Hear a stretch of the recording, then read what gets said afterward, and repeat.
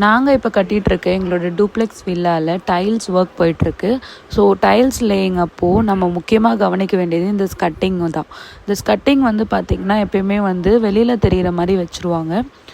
But மோஸ்ட்டாக வந்துட்டு நம்ம இந்த மாதிரி ஸ்கட்டிங் வைக்கும்பொழுது வாலில் வந்துட்டு சிப் பண்ணி ஒரு 1 inch அந்த மாதிரி சிப் பண்ணி நம்ம வைக்கும்பொழுது ஸ்கட்டிங் வந்து பார்த்திங்கன்னா பார்க்குறதுக்கு ரொம்ப நல்லாயிருக்கும்.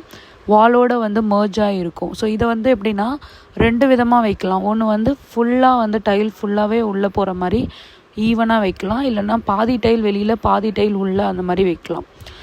இந்த மாதிரி வைக்கும் பொழுது உங்களுக்கு ரொம்ப வந்து அது திக்னஸ் ஜாஸ்தியாக காட்டாது. நாங்கள் வந்து பார்த்திங்கன்னா மேலே ஃபஸ்ட் ஃப்ளோரில் ஃபுல்லாக வந்து டைல் உள்ளே போகிற மாதிரி தான் வச்சோம். அதுக்கப்புறம் அது வந்து ரொம்ப உள்ளே போயிடுற மாதிரி இருக்குது அப்படின்னு சொல்லிட்டு மீதி ஏரியா எல்லாத்துக்குமே பாதி உள்ள பாதி வெளியில் வர மாதிரி வச்சுருக்கோம். ஸோ இது வந்து பார்க்குறதுக்கு வந்து நீட் லுக்காக இருக்கும். ஸ்கட்டிங் வந்து போட்ட மாதிரியே தெரியாது, ஆனால் நமக்கு அந்த ஃபினிஷ் கொடுத்துரும்.